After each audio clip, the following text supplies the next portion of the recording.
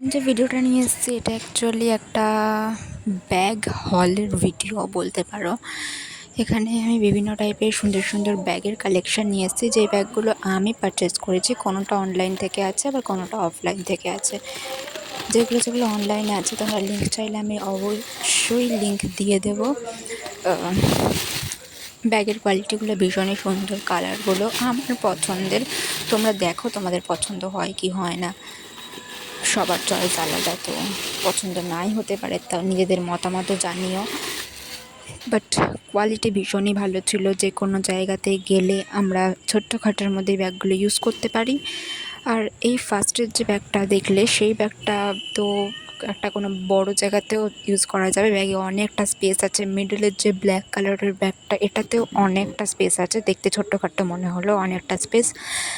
But লাস্টের ব্যাগটাতে একটু কম space আছে, তো সেটা টুকটাক জিনিসপত্র নেওয়ার জন্য, মেকআপ বা আদার্স কোনো থিং, সানগ্লাস, মেডিসিন, এগুলোর জন্য পারফেক্ট।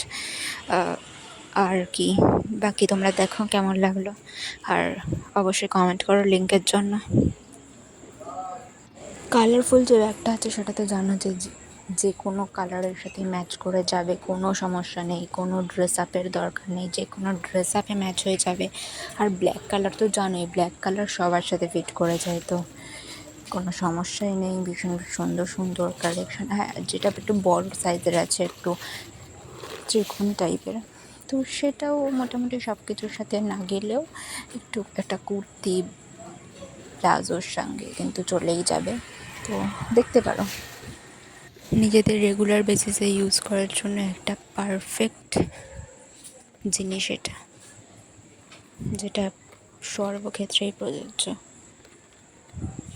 নেক্সট ভিডিওতে আমি কিছু মেকআপ প্রোডাক্টসের বা স্কিন কেয়ার প্রোডাক্টের জিনিসপত্র নিয়ে আসবো আনবক্সিং করতে।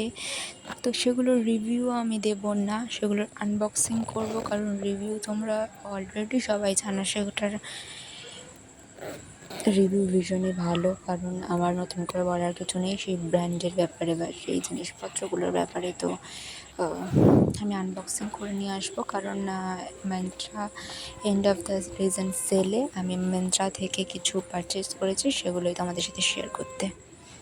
কেমন, টাটা বাই বাই আজকের মতন। সবাই ভালো থেকো, সুস্থ থেকো, এই কামনা।